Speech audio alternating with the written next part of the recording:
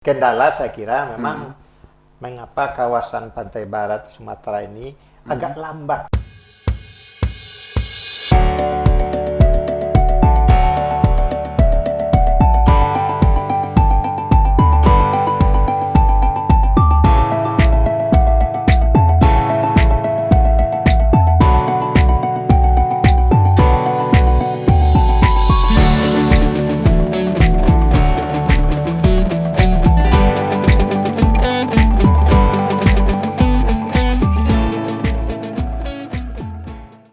Oke, kerabat Andalas TV, kita kembali. Kalau tadi kita sudah berbincang dulu sebelum kemerdekaan dan setelah kemerdekaan, ini kita bicara yang akan datang ini, yang akan datang. Bagaimana pengembangan Pantai Barat yang akan datang gitu kan, terutama bagi pengembangan untuk generasi muda ya yang akan melanjutkan tonggak estafet ini gitu kan. Tapi kita ingin lihat bagaimana sesungguhnya potensi yang akan dikembangkan itu. Bagaimana Pak M. Nur?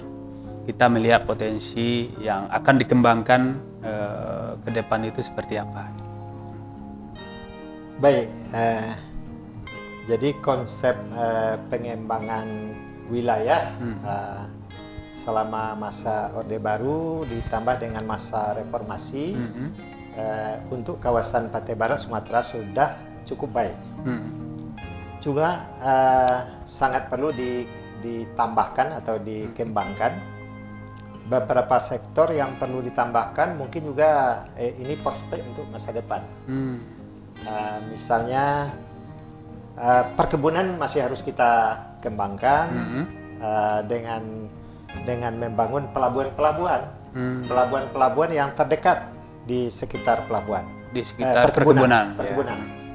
Nah, misalnya ada perkebunan kelapa sawit yang sangat luas di Pasaman Barat. Nah, sekarang memang sudah dicoba untuk membangun pelabuhan baru oleh pemerintah Kabupaten Pasaman Barat di Air Bangis. Tapi belum selesai dan kalau pelabuhan ini siap nanti akan menjadi primadona keluar pintu masuk keluar dari bahan baku dari perkebunan sawit ini. Nah, selain itu juga harus ditambah pelabuhan-pelabuhan yang lain, misalnya di daerah Barus yang pernah terkenal jaya pada masa lampau dan pelabuhannya ramai, sekarang harus dibangun kembali. Barus itu karena di pedalamannya juga sudah masih tersedia beberapa potensi sumber daya alam, termasuk juga perkebunan yang baru, perkebunan sawit. Dan di Tiku juga diperlukan sebuah pelabuhan sehingga perkebunan yang ada di sekitar Tiku itu juga bisa keluar melalui pelabuhan Tiku. Termasuk juga di daerah-daerah lain sehingga pelabuhan-pelabuhan yang berada di Pantai Barat Sumatera ini selalu sinkron dengan pulau-pulau yang berhadapan. Misalnya Kepulauan Mentawai, Kepulauan Nias, ada Simelu di Aceh itu kan, dan dengan pemekaran Kabupaten Padang Pariaman menjadi Kabupaten Kepulauan Mentawai. Mentawai sekarang sudah dibangun jalan lintas Trans Mentawai. Di sana juga dikembangkan ya semacam perkebunan-perkebunan yang orientasinya juga untuk meningkatkan ekonomi rakyat. Dan banyak juga sesungguhnya yang perlu diperhatikan terutama untuk membangun pelabuhan-pelabuhan antar pulau di Kepulauan Mentawai ini karena ada beberapa pulau besar, Siberut, Sipora, Pagai Utara, Pagai Selatan. Nah, tempat-tempat penyeberang itu butuh pelabuhan. Pelabuhan. Nah, itu yang pertama. Kemudian yang kedua sebagai destinasi wisata. Nah, sangat menjadi prospek yang luar biasa kalau destinasi wisata ini dikembangkan seperti yang sudah dicanangkan oleh Presiden Jokowi. Pulau-Pulau Mandeh sudah dicanangkan sebagai destinasi wisata nasional. Nah, sesungguhnya banyak tempat-tempat lain di Pantai Barat Sumatera yang tidak kalah indahnya. Yang tak kalah indahnya ya. Kayak di Bengkulu ya. Di Bengkulu itu kan di Bengkulu, termasuk juga di Tapanuli. Di Sibolga itu adalah teluk. Orang Belanda menyebut Sibolga ini adalah teluk yang paling indah di dunia. Oh begitu. Begitu. Teluk Tapian Nauli ini. Jadi sampai ke Barus, dan di samping itu bisa wisata religi juga. Wisata religi bisa di Barus, bisa di Ulakan, bisa di tempat-tempat lain. Ini yang bisa dikembangkan. Di Barus juga ya? Di Barus juga. Karena sekarang orang Barus mengklaim bahwa Islam yang pertama itu masuk di Barus. Oh begitu. Tetapi kita kan belum melakukan penelitian lebih lanjut. Belum ada risetnya ya. Cuma kalau untuk pelabuhan rempah, Kapur Barus dan Kemenyan memang tidak ada duanya. Barus itu. Nah, jadi sekarang ada tinggalan makam Islam di Barus itu. Ada namanya Makam Papan Tinggi. Itu berada sekitar 900 meter di atas permukaan laut, dan itu naik tangga ke atas. Nah, dianggap sebagai pengembang agama Islam di Barus. Nah, banyak bagi yang lain, akan tetapi memang belum diteliti lebih lanjut.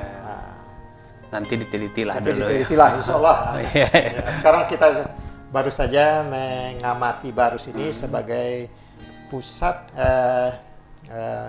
rempah dan salah satu dari jalur perdagangan rempah dunia.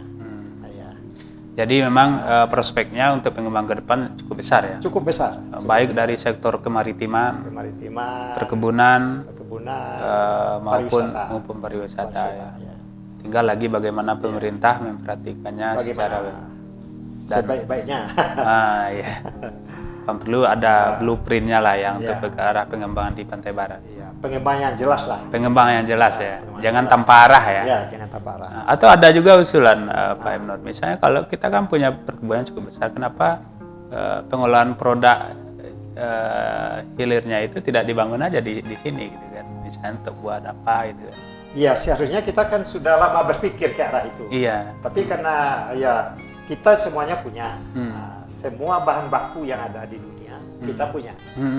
Cuma masalah hilirnya itu kita tidak tersedia. Mestinya dipikirkan kembali oleh pemerintah. Iya, seperti sawit ini kan bahan bakunya kita kirim keluar, diolah di luar, baru masuk lagi. Kita cuma melihat kan tiap hari ada truk tangki yang bawa SPO gitu kan. Ini gimana nih dibawa gitu kan. Jadi kita tidak heboh lagi misalnya masalah politik, masalah ini itu, tetapi kita harus fokus pada pengembangan ekonomi ini. Pengembangan ekonomi. Semoga itu didengar oleh pemerintah. Amin. Oke, Pak Emnur, terima kasih atas kehadirannya di Andalas TV. Semoga apa yang kita bincangkan bermanfaat bagi para kerabat Andalas TV. Oke, baik. Para kerabat, ada pesan untuk semoga sukses. Semoga sukses masa COVID. Masa COVID dan tetap jaga kesehatan ya. Dan tetap memajukan kawasan Pantai Barat Sumatera. Amin. Semoga itu menjadi perhatian kita semua dan jangan pernah katakan bahwasanya kawasan Pantai Barat itu minim sumber daya alam.